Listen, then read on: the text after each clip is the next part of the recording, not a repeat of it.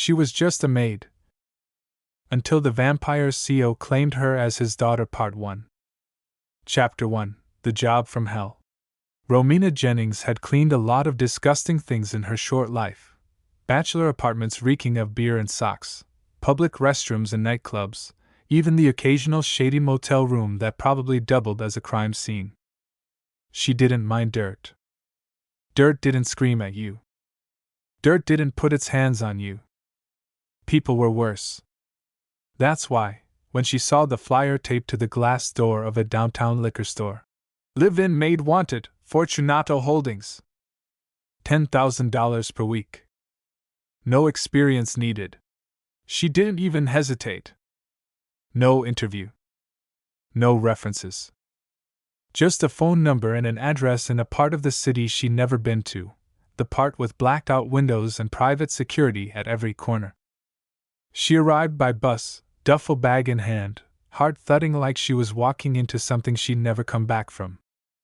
The building didn't look like a corporate office. It looked like a cathedral had married a luxury prison: black glass, towering spires, steel gates that parted silently when she stepped up to them. Inside, a receptionist greeted her with a stiff nod and a wordless wave toward a private elevator. No one asked for her name. No ID. No application. Just a ride to the top. The elevator stopped on the 66th floor. The doors opened to silence and marble. She stepped into a hallway lit by a chandelier shaped like twisted branches, and at the end of it, standing in front of a wall of glass, watching the city, was a man. He didn't turn when she approached. He didn't have to. Romina cleared her throat. "Hi. I'm here for the cleaning job?" The man finally turned. His eyes met hers, and something ancient shifted in the air. He was beautiful in a cold, unapproachable way. Dark hair slicked back, features carved and cruelly symmetrical, his suit black as midnight. But it was his eyes that struck her, deep, bottomless, with a flicker of something unnatural. Romina felt it immediately, like her blood pulsed differently just standing near him. Like she had stepped into a space where rules didn't apply. "You're Romina Jennings," he said quietly. She blinked. "How do you know my name?" He took a step toward her. He didn't answer the question. Instead, he said, "How old are you?" She frowned. 20. "Why?" His jaw tightened. "Start tomorrow. You'll live on site. Don't go into the East Wing. Ever." That was it. No contract. No orientation. Just a direct order from a man who looked like he could afford to buy the moon. Later, as Romina settled into the luxurious servant quarters, a stark contrast to the shelter she'd been in the night before, she couldn't shake the way he looked at her. Not like a boss. Not even like a man. But like something deeper. Something primal. She opened the wardrobe and found a sleek black maid's uniform already in her size. Creepy. Efficient. Almost prepared. She turned to unpack her bag, only to stop short. Sitting on her pillow was a single sheet of paper. No handwriting. Just 2 printed lines. "Do not trust a man in the penthouse. He's not what he seems. A friend." Romina stared at the note, heart hammering. Then she looked out the tall window, up toward the black spire of the building's top floor, where her new employer, Damiano Fortunato, ruled in silence. She had no idea what kind of hell she just walked into. But she had a sick feeling she wouldn't be walking back out. Chapter 2. You look like her. Romina scrubbed marble until her knuckles ached. The job wasn't glamorous. She cleaned floors that never got dirty and dusted chandeliers in rooms no one seemed to use. But the money was real. $10,000 a week, wired directly to her account. It was more than she could have made in a year working minimum wage. Still, something about this place didn't feel right. No one spoke to her. She never saw other staff, though rooms were cleaned and meals appeared. The estate felt haunted. Not by ghosts, but by something worse, silence, and eyes she couldn't see. And then there was him. Damiano Fortunato. He hadn't said more than 5 words to her since she arrived. But she felt him, always watching, always near. She caught his reflection in polished surfaces when she walked by certain halls. Sometimes she swore she heard footsteps behind her, even though the corridor was empty. The man was a ghost in a 3-piece suit. Until that morning. Romina was dusting a cabinet in the main study when Damiano appeared without a sound, like he'd stepped through the air itself. She startled so hard the feather duster fell from her hand. "Jesus!" she gasped, spinning around. He looked at her with that unreadable expression. Sharp features, eyes dark and bottomless. Romina's pulse spiked. "Sorry," she muttered. "I didn't hear you come in. You look like her." The words came out low and strange. Like they weren't meant for her. She blinked. "I what?" Damiano took a step closer. Then another. Romina backed into the cabinet. He stopped inches away from her, too close for comfort, too close for a boss and maid. He lifted a hand slowly, and for one terrifying second she thought he might touch her face. Instead, his fingers hovered beside her cheek, trembling slightly. "Same eyes," he murmured. "Same mouth. But you smell different." Romina's heart was pounding now. "Okay, this is getting weird." He pulled back immediately, as if realizing how close he'd gotten. "I apologize," he said stiffly. "That was inappropriate." She didn't say anything. Couldn't. She was too shaken. Not just from his behavior, but from something deeper. Something that stirred inside her when he'd come near. A warmth. A pull. That night, she couldn't sleep. She tossed in the enormous bed, staring at the dark ceiling, trying to push away the echo of his voice. "You look like her." Her mother? But he couldn't have known her. Her mother had died when Romina was 9, taken by a sudden illness no doctor could explain. She'd never spoken about Romina's father. Only that he was dangerous, and that Romina should never go looking for him. Romina had stopped asking after the 3rd time her mother slapped her for bringing it up. She got out of bed and walked to the dresser. The drawers still held the photograph she'd found the day before, her mother, smiling. And standing beside her, unmistakable even with younger features. Damiano. Romina's fingers trembled as she picked up the photo. None of this made sense. But her instincts were screaming that something wasn't right. And she knew, deep in her bones, that Damiano Fortunato knew more than he was letting on. Far above her, in the penthouse, Damiano stood alone in his private office, eyes locked on a faded letter he kept hidden in a steel box. The handwriting was familiar. "If anything happens to me, keep her safe. Don't tell her what she is. Don't let them find her." It was signed with one name, Evelyn. His Evelyn. His mate. Gone 20 years ago. And now, her daughter was here. His daughter. He hadn't believed it at first. But the moment Romina entered his presence, he'd felt the truth like a punch to the gut. His blood was in her. And if he could sense it, so could others. Chapter 3: The Scar. Romina hated seeing his name on her screen. Ryan. Blocked 3 times. Reported twice. But like a cockroach, he always found his way back. This time, it was a burner number. The message was short. Nice mansion. Cute uniform. You think you're safe now, bitch? Her hands started shaking. It had been almost a year since she escaped. A year since the night he broke her phone, screamed in her face, pinned her against the door and said, "If I can't have you, no one will." He hadn't stopped looking. Or stalking. She locked her bedroom door and curled into a ball on the bed, gripping the phone like it might bite her. Why now? How had he found her?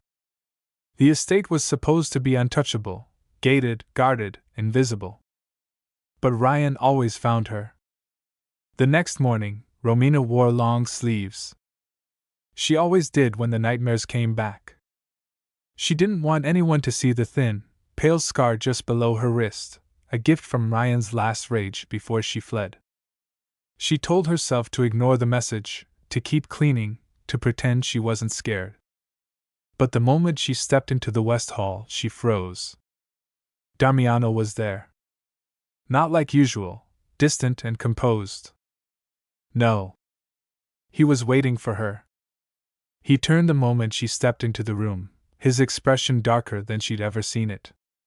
"You were crying last night," he said. Romina stiffened. "How would you know that? I hear everything in this house." She didn't answer. Damiano's eyes narrowed. "Show me your phone." Romina hugged it tighter to her chest. "No. That's personal. You're under my roof. And someone is trying to hurt you." His voice wasn't angry. It was furious. But controlled. Like rage simmering just under the surface. Romina hesitated. Then handed over the phone. He scanned the message in silence. Then said just one word. "Ryan." Romina jerked her head up. "How do you know his name?" "I know many things. I've made it my business to know who's ever made you bleed." Her heart skipped. "You've been spying on me? I've been protecting you. You didn't even know I existed until last week." "I knew, Romina. I just didn't let myself believe it until you walked in that door." She didn't know what made her do it.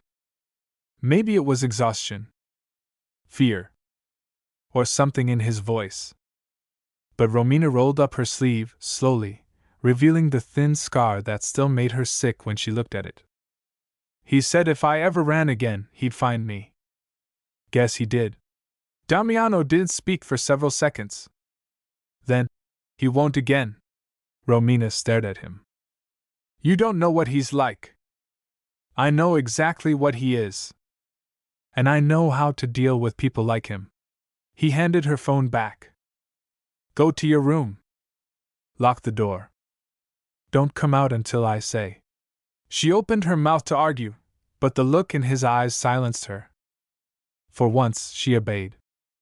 An hour later, outside the Fortunato estate's perimeter, a man in a hoodie waited in a black van. "Ryan." He was sweating, fidgeting, glaring at his phone. Then a voice spoke behind him. "You were warned." Ryan turned, but it was already too late. Damiano's hand clamped over his throat, lifting him off the ground like he weighed nothing. "Who the—" "You touched her," Damiano growled. "You threatened her. You scarred her. I don't know what she told you." "Enough." Ryan's screams didn't make it far. The only thing that echoed in the trees was a sickening snap. Damiano dropped the body like garbage. Back in the mansion, Romina paced her room for hours. Every sound made her jump. And then, just after midnight, the door creaked open. Damiano stood in the doorway, coat off, sleeves rolled up. His hands were clean. His face unreadable. "It's done," he said simply. Romina swallowed. "You found him?" Damiano stepped into the room. "He won't bother you again. Ever." A chill moved down her spine. "What did you do?" "I removed the problem." "You mean you—" She stopped. Couldn't finish. "You're mine to protect now, Romina. Nothing will hurt you under my roof." He stepped closer. His voice dropped to a near whisper. "You don't belong to the world anymore. You belong to me." Chapter 4. You belong to me now. Romina didn't remember falling asleep. She only remembered the last words Damiano had said to her before he left her room that night. "You belong to me." She told herself he didn't mean it like that. Not romantically. Not sexually. He was her father. Allegedly. But there was something in his voice, not warmth, not comfort. Claiming. Like she was territory. Property. It should have terrified her. Instead, it settled into her bones like heat. The next morning, Romina woke up to find her room completely changed. Her old bed, a soft but modest four-poster, had been replaced with a grand, modern canopy bed wrapped in black velvet. The peeling dresser was gone, swapped out for a sleek dark wood armoire filled with high-end clothes, tailored dresses, cashmere robes, and luxury nightwear she would never have picked out herself. Her duffel bag was nowhere in sight. There was even a necklace laid out on the vanity, a thin silver chain with a small blood-red gem at the center. She touched it like it might bite. "Miss Jennings?" a voice said softly behind her. Romina turned sharply. A woman in a maid's uniform stood in the doorway. Her face was pale, her smile small and practiced. "Mr. Fortunato requests your presence in the East Wing." Romina blinked. "I thought the East Wing was off limits." The maid inclined her head. "It was. Until this morning. The East Wing of the estate was nothing like the rest of the house. It was warmer, more lived in, a strange mix of luxury and intimacy. No steel, no marble. Just candlelight, old books, and fireplaces that had clearly been used." Romina was led to a sitting room with floor-to-ceiling windows overlooking the cliffs behind the estate. The view was breathtaking. So was the man waiting by the fire. Damiano stood with one hand resting on the back of a velvet armchair. He wore a dark burgundy dress shirt, sleeves rolled up, collar open, casual, for the first time since she'd met him. His eyes flicked up when she entered. And for a moment he said nothing. "You moved me," she said finally. "Yes." "You replaced all my stuff." "Yes." "And the clothes?" "You'll need them." Romina crossed her arms. "You're acting like I just married into the mafia." He stepped toward her slowly. "You didn't marry anyone," he said. "But you did enter into a bloodline older and more dangerous than any mafia on earth." She didn't back away this time. "Because I'm your daughter." He studied her face. "Yes. You waited 20 years to find me, and now I'm just supposed to live here? Wear your silk robes? Let you murder people for me and not ask questions?" "I didn't murder him," Damiano said, voice even. "I punished him." Romina stared at him. "I don't need protection," she snapped. "Yes, you do. You don't know me. I know your blood." He was in front of her now. So close she could smell his cologne, subtle, expensive, and dark. "You're half vampire," he said softly. "Half witch. You were born of a blood union most creatures spend centuries trying to create. That makes you powerful. It also makes you hunted." Romina scoffed. "I'm not special." Damiano's voice dropped. "You're not just special. You're mine." She should have run. Should have screamed, or slapped him, or at least left the room. But she didn't. Something was changing between them, something beyond reason. It wasn't romantic. Not yet. But it was intense, dangerous, and emotional in a way she wasn't ready for. He wasn't just a father. He was a force. And for the first time in her life, Romina didn't feel like prey. She felt possessed. Protected. Watched. He turned and walked toward the fireplace, his tone shifting back to cold command. "From now on, you live in the East Wing. You won't leave the estate without an escort. You'll have access to every room, except the lower vaults." Romina raised an eyebrow. "What's in the lower vaults?" He looked over his shoulder, one brow arched. Secrets. That night, her new room felt too quiet. The bed was too soft. The silk too smooth. She lay awake staring at the ceiling, her fingers absent-mindedly brushing the red gemstone on the necklace she had finally put on. Outside her window, a shape stood on the terrace roof, still and silent, watching. She didn't see him. But Damiano watched her sleep until sunrise. Chapter 5: The Blood Contract. The morning after her move to the East Wing, Romina woke to find a sealed envelope resting on her nightstand. It was thick, made of old-fashioned parchment, sealed with red wax bearing the symbol of a snarling wolf's head, elegant, precise, and violent. Beneath it, written in inky black script, "To Damiano Fortunato, regarding the matter of blood." Romina stared at it for a long time, unsure if she should touch it. The paper pulsed faintly, as if something inside it breathed. By the time she got dressed and entered the sitting room, Damiano was already there, suit crisp, demeanor colder than usual, the envelope opened on the table before him. He didn't look at her when she entered.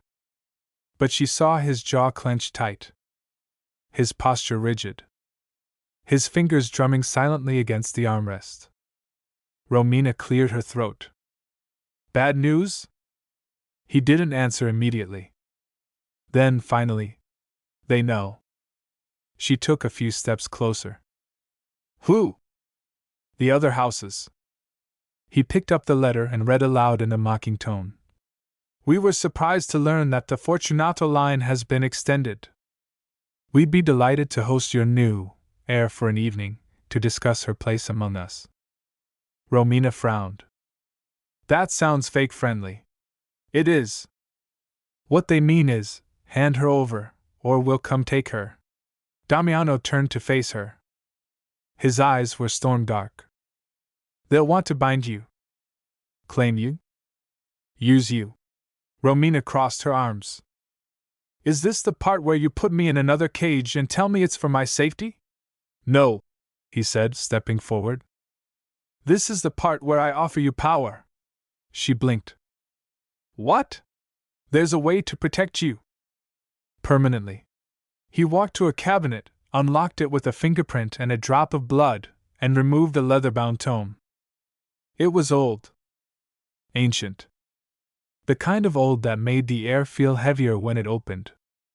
He flipped through a few pages, then placed the book on the table so she could see. The page showed two sigils. One was his, the Fortunato crest. The other was blank. "A blood contract," he said. "One written by both parties. Bound by magic. If someone tries to claim you without your will, they burn." Romina stared at the page. "So I signed this and suddenly I'm safe from every vampire in the world?" "Not every vampire," he said. "Just the ones bold enough to challenge my claim." There it was again. That word. Claim. Romina narrowed her eyes. "And what do you get in return?" He didn't flinch. "I get peace of mind." "That's not an answer." "I get to know you'll stay alive, Romina. That no one else will take you from me. That the blood you carry, my blood, won't be used against you."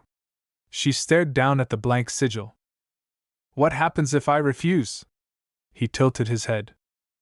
"Then I'll protect you anyway. But it'll be harder. Riskier. And some may see you as unclaimed property." Her stomach turned at the phrase. "And if I sign?" she asked. He leaned in slowly, eyes locked on hers. "Then you become untouchable." Romina sat in silence. There was no coercion in his voice. But there was weight. History. Power. Damiano wasn't just offering her protection. He was offering her something irreversible, a bond not of blood alone, but of will. And once signed, it would be permanent. "Can I think about it?" she asked softly. "Of course," he said. But the way he said it told her he hoped she wouldn't. Later that night, she wandered the halls of the East Wing again. Everything was too quiet. She didn't trust the silence. She didn't trust the way the candles flickered when she walked past, or how the shadows stretched longer than they should. She found herself standing before a locked door. Her fingers brushed the handle. The basement. The vaults he told her to avoid. Something pulled at her, a pressure behind her eyes, a whisper she couldn't quite hear. She stepped back, heart pounding. Meanwhile, across the city in a high rise of black glass and crimson chandeliers, Cassian De Luca sat at a marble desk, sipping blood wine. His son, Adrian, leaned against the window. "She's real," Adrian said. "The Fortunato girl. The blood matches. She's his." Cassian smiled without warmth. "Then we move to phase 2. You want me to approach?" "Not yet. Let Damiano overplay his hand first. He's sentimental. He always was." Adrian smirked. "And what about the girl?" Cassian raised a brow. "What about her?" "She's interesting." Cassian's smile sharpened. "Don't get attached." "I won't," Adrian said, lying through his teeth. Back in the mansion, Romina stood on her balcony, staring out over the cliffs. The wind whipped her hair across her face. She held the contract in her hands. One drop of blood was all it would take. One drop to become his. Chapter 6: The Enemy's Son. Romina needed air. Everything about Fortunato estate was too much. The quiet, the opulence, the blood contract she hadn't signed yet sitting like a curse on her vanity. It had been 3 days since Damiano told her the other vampire houses knew about her. 3 days since he started locking the gates at sunset. 3 days of silence from the outside world. And Romina wasn't just anxious. She was suffocating. She told the housekeeper she needed a walk. The housekeeper told Damiano. Damiano allowed it, with an escort. She told him where he could shove the escort. Eventually, a compromise was made. She'd go into the city in daylight, with one of the driver bodyguards watching from a distance. He didn't like it, but he let her go. The moment her boots hit the sidewalk, Romina felt human again.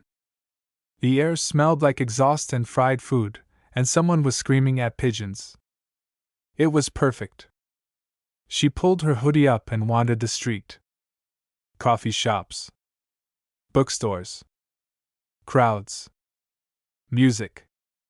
Life. She'd almost forgotten what it felt like not to be watched. She stepped into a record store on a quiet corner, drawn by the sound of old jazz on vinyl and the dusty smell of forgotten things. That's when she saw him.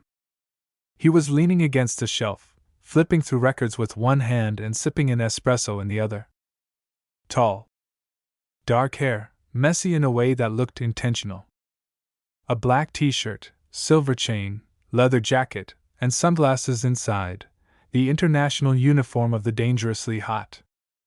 Romina tried not to stare. She failed. He looked up and caught her eyes, and smirked. Just a twitch of the mouth. But devastating. "Looking for something?" he asked. His voice was velvet soaked in sin. Young, amused, unbothered.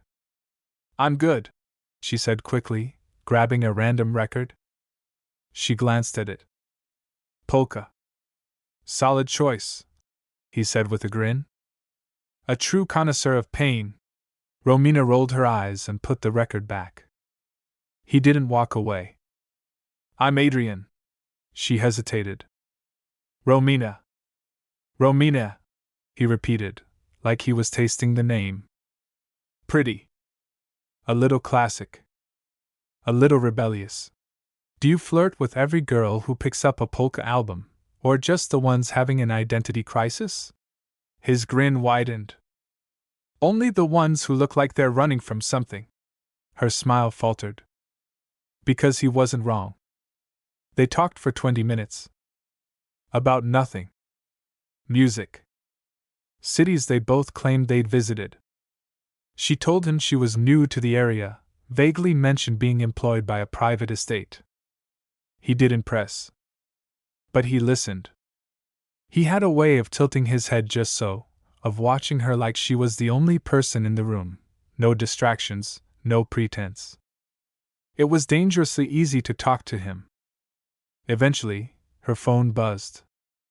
The driver. Her escort. She sighed and stood up. Gotta go, she said. Adrian raised a brow. No number? No offense, she said, but I've had bad luck with charming strangers. Then let me ruin that streak. He held out a pen. Write your name. If I see it again, it's fate. She should have walked away. Instead, she scribbled Romina on his palm. He watched her go with a smirk and something else in his eyes. Something darker. He waited until she disappeared down the block before he turned and walked out the back door of the shop. A black car waited for him. Inside, Cashin DeLuca was reviewing a dossier. Well? Cashin asked without looking up. She's not what I expected, Adrian said, sliding into the seat. Cashin looked up then. You got close? I got her name. Her scent. She doesn't know what she is. She will. And when she does, she'll either join us or die, Adrian said, arching an eyebrow. Cashin smirked. You always had a flair for the dramatic. Adrian leaned back in the seat, staring at the name written on his palm. Romina. He didn't know if it was the witch in her blood, or the fire in her eyes, or the pull he couldn't explain, but he wasn't just following orders anymore. He was interested. Very interested. Meanwhile, back at Fortunato Estate, Damiano sat in the surveillance room staring at static-filled footage. The driver had lost sight of Romina for exactly 31 minutes. That was 31 minutes too long. And Damiano felt it in his chest. Something had changed. He didn't know what, or who, but the air around Romina had shifted. And someone had been close enough to touch her. That night, Romina lay in bed, staring at the name she'd written across the edge of a napkin she stole from the record store. Adrian. There was something about him. Something that felt like danger disguised as charm. And she liked it. Chapter 7: A Kiss and a Lie. The next time Romina saw Adrian, it was raining. Not a light, cinematic drizzle, a violent, slanting storm that made the streetlights blur and turned sidewalks into rivers. She had gone out again, defiant after another cold conversation with Damiano. He hadn't told her no, exactly, but the way he said, "You're safer inside," made her feel like a pet instead of a person. So she'd slipped out. A bookstore. A coffee shop. A walk through the city in the storm, because even rain felt more human than marble halls and blood-bound contracts. She didn't know someone was watching her until the shadow stepped into her path. She stopped instantly. The figure was tall, cloaked, face hidden by the brim of a hat, but she could feel it. Cold. Wrong. Heavy. Like gravity bent around him. Romina stepped back. Sorry. Didn't mean to. The figure moved fast. Too fast. He grabbed her wrist, yanking her forward with supernatural strength. His hand was ice, nails too long, like claws. She gasped, slipped, hit the wet pavement. Let me go! She shouted, struggling. Another figure appeared behind her. Two of them. Vampires. Her body went stiff. Her brain froze. This wasn't a mugging. This wasn't random. They were here for her. Do it now, one of them growled. Take her. No and no. She kicked, punched, screamed, but it was useless. One of them opened his mouth, baring elongated fangs. She watched, helpless, as his face inched closer to her neck. And then, he was gone. Just gone. One moment a vampire hovered over her, the next he was airborne, slammed across the street like a rag doll. The second attacker turned, only to be punched square in the face by someone who moved like a blade. Adrian. The street lights flickered. Thunder cracked. He stood there, soaked to the bone, hair plastered to his face, eyes glowing faintly under the downpour. Blood trickled down one side of his jaw from a scratch, but his expression was calm. Controlled. Predatory. Romina gaped from where she lay on the wet pavement. What the hell? Adrian held out a hand. Come on. She took it. They ran. Through alleyways, down side streets, until they reached a dimly lit parking garage. Adrian led her behind a pillar, shielding her from the rain. Only then did they stop. Only then did she realize she was shaking. He looked at her, no teasing smile this time. Just sharp, focused intensity. Are you okay? She nodded, breathless. I think so. What were you doing out here alone? I just needed air. Stupid, he muttered. So stupid. She bristled. Excuse me? You could have been killed. Or worse. Worse than killed? Adrian didn't answer. His chest heaved from the run. His eyes were wild, bright, far brighter than before.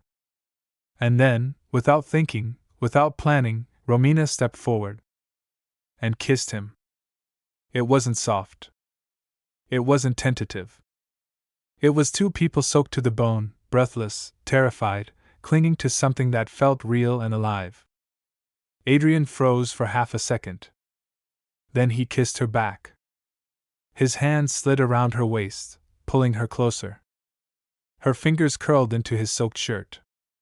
For a moment, the world fell away. There was no prophecy. No bloodlines. No war. Just mouths, heat, and adrenaline. When they finally pulled apart, Romina's lips tingled. Her heart pounded. Adrian stared at her, expression unreadable. I shouldn't have done that, she whispered. I know. Then why did you? He touched her cheek. Because I wanted to. Romina looked up at him. I feel like I know you. Adrian smiled, but it didn't reach his eyes. Maybe you do. Back at Fortunato estate, alarms were going off. Damiano stood in front of a digital map where Romina's tracking signal had gone dark for 11 minutes. 11. Too long. He was already moving, coat over his shoulders, fangs barely sheathed. And when Romina finally returned home, hair still damp, lips red, heartbeat unsteady, Damiano met her at the door. He said nothing. Just looked at her. And smelled it. The scent on her skin. The De Luca bloodline. His eyes turned crimson. Damiano. Where have you been? Romina flinched. I went for a walk. Alone? Not the whole time. His gaze narrowed. Who was he? She hesitated. Just someone I met in the city. Adrian. At the sound of the name, Damiano's face changed. Completely. He stepped back like she'd slapped him. His fists clenched. The walls around them seemed to tremble slightly, the way they had when he'd killed Ryan. Adrian. De Luca? Romina's eyes widened. You know him? Damiano's voice dropped to a growl. He's the enemy's son. Every tale you hear here leaves a mark on the world beyond. If this story stirred something in you, leave a like to weave your magic into ours. Share your thoughts in the comments. Every voice spins a new thread in the arcane tapestry.